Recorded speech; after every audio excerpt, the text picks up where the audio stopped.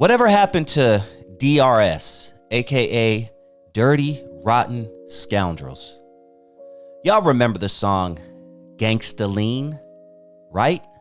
In that gangsta lean, that gangsta lean.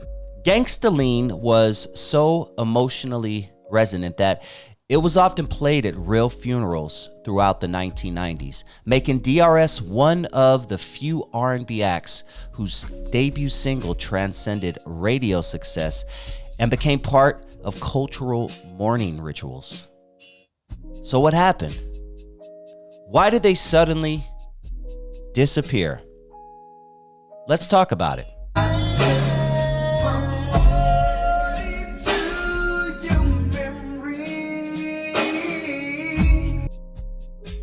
DRS, Dirty Rotten Scoundrels, were an R&B act from Sacramento, California, active mainly in the early to mid 1990s.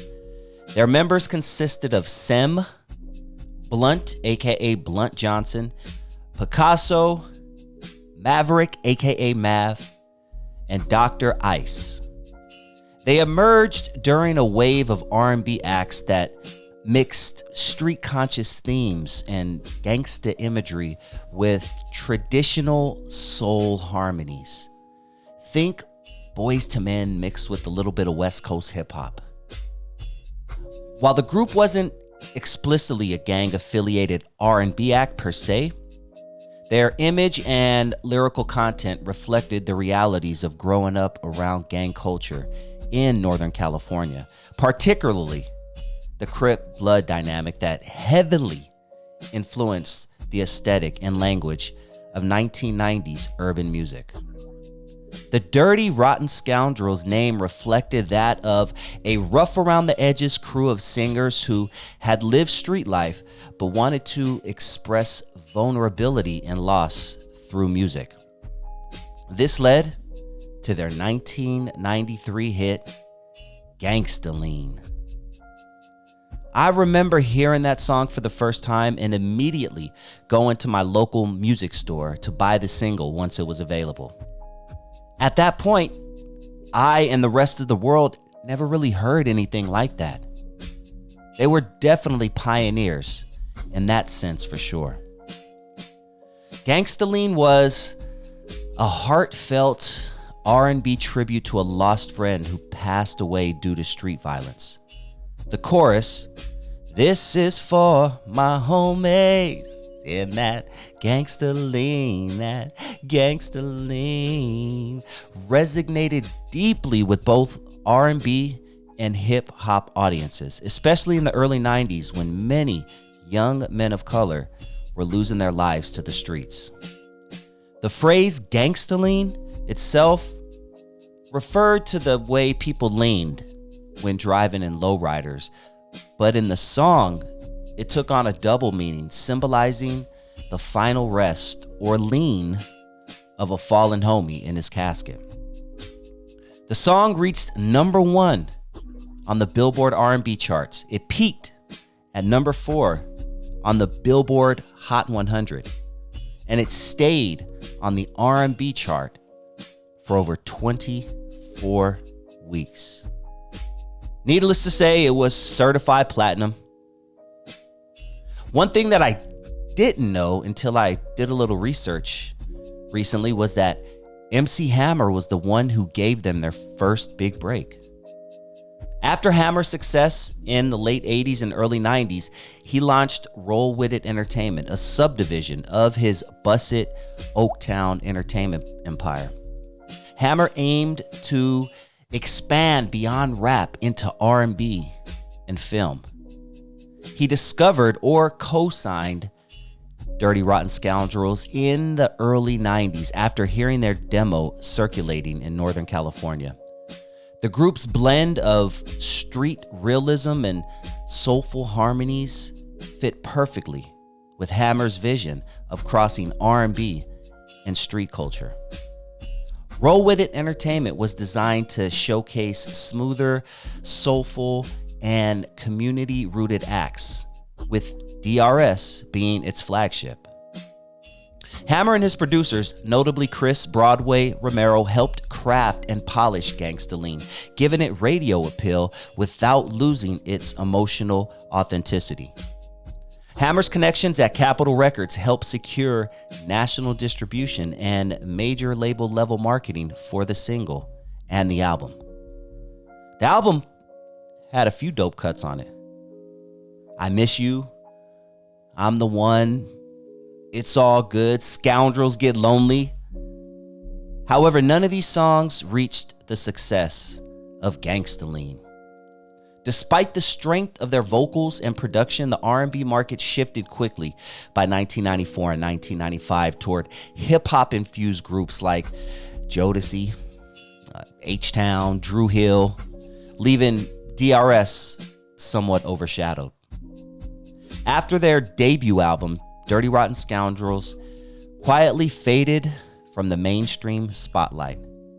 Hammer's Roll With It Entertainment folded amidst his financial troubles, we'll just say that, in the mid-90s. Some members continued performing or recording independently around Sacramento and the Bay Area, but nothing reached the success of Gngsta Lean. In later years, Gngsta Lean found new life as a sample and reference in hip-hop and R&B, especially in tribute songs for fallen artists. It remains one of the most iconic funeral or remembrance songs in 1990s R&B history. Up there with songs like Bone Thugs and Harmony's Crossroads. What are some of your favorite funeral songs? I really love this one, obviously. This is for my homies. Such a good song. I love Masterpiece song, I Miss My Homies. I really miss my homies, even though you're gone away.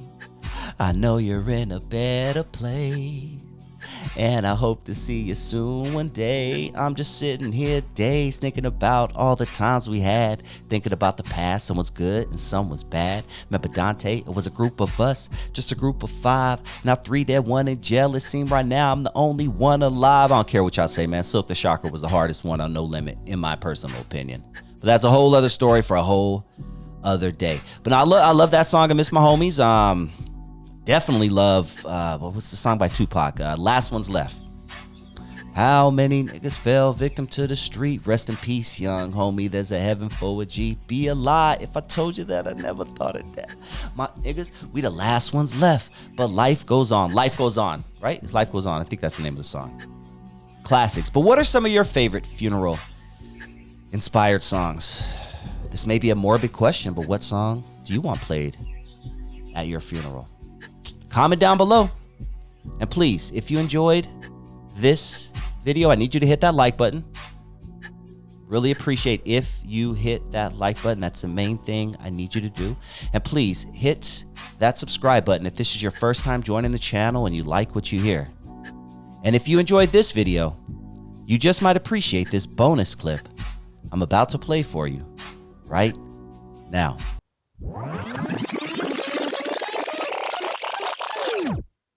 Ladies and gentlemen, on the line, I have Carell Thomas. Tell everybody where you grew up. I'm from San Diego, California, man. Southeast San Diego, the Lincoln Park area. Tell everybody what your upbringing was like. Growing up in Southeast San Diego, it's urban neighborhood, gang infested. And, unlike Los Angeles, California, where a lot of individuals around in this part of town is from, we have open space, so we have larger areas. In the 80s, you had the crack epidemic, like everywhere else, and it turned our streets into chaos and confusion and disruption. Like I was saying, my mom being a single parent, she got hooked on crack cocaine.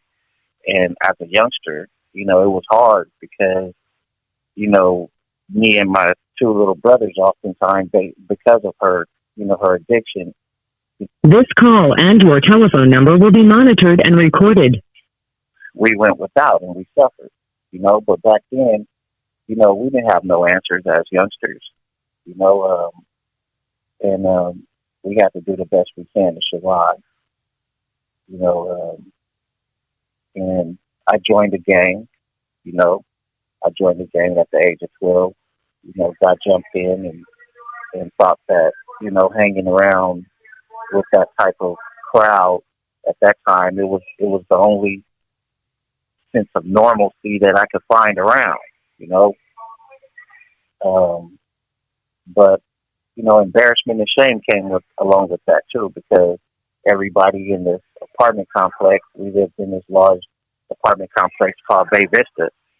I think they changed the name of it to Sea Breeze now, and it was good 500 plus apartments in this big complex, and people seeing what was going on, and we didn't have no idea at that time what effect it was going to have on us. We did the best we could, reaching out to family members for help. Some families, my grandparents, when they were alive, they passed on now, they would help out. But anybody that would help out, as soon as my mom found out about it, she was on them. So it was just hard. 80s was an interesting place, interesting time, I should say, especially to be involved in gangs. Now, is it safe? Can you tell everyone where you're from? I don't want to make assumptions, but I'm thinking LPB. Yeah, Lincoln Park. Yeah, okay. Yeah, I was, raised in the Lincoln Park area. Yeah. Okay. Yeah. Tell us, what that was like, man. Just, what made you say, I'm gonna take this step and just and join this set.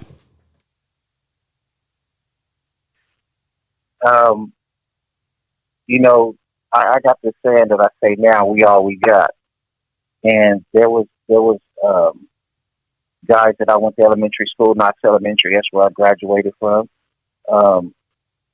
We all hung together, and our parents, some of our parents, most of our parents were doing pretty much the same thing.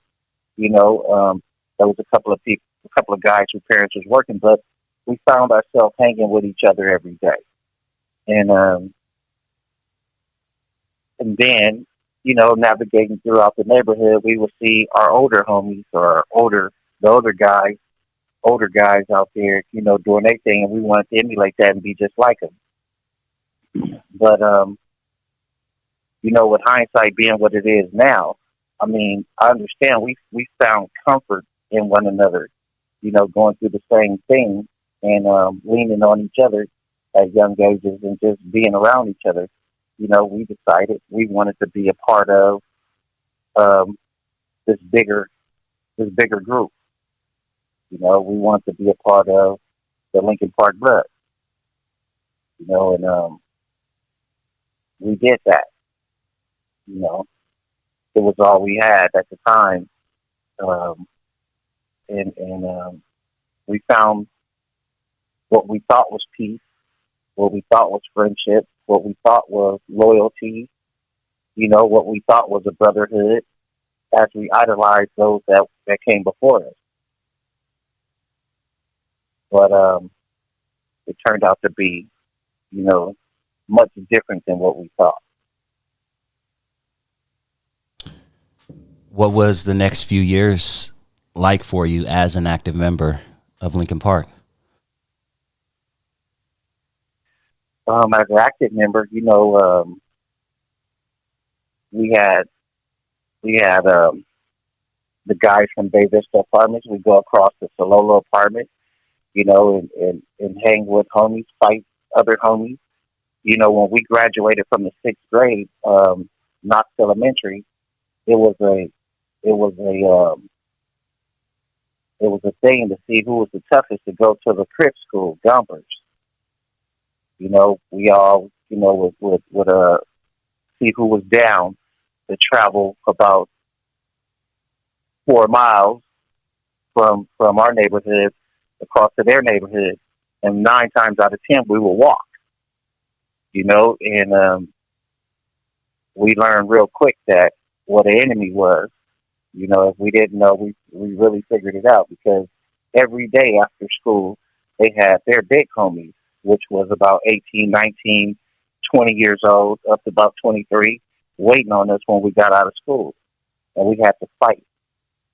We had to fight past them and fight all the way down, probably about a mile and a half before they would let us go. And that was like every day. That was my introduction to the enemy. That was my introduction to fighting someone other than the people that I knew. That was my introduction to us versus them type of mentality.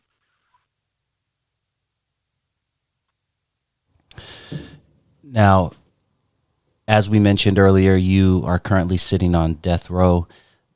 What led you to being locked up?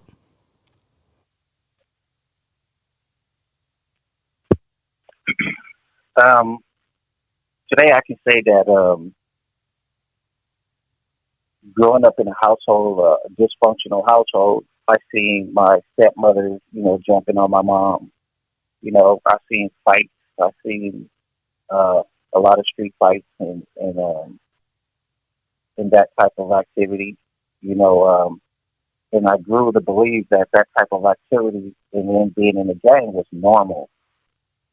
We normalized it. You know, criminal thinking, criminal activity. We normalized it. So, you know, what we call being proving ourselves and proving we were down and assaulting other people and you know, packing them out, so to speak.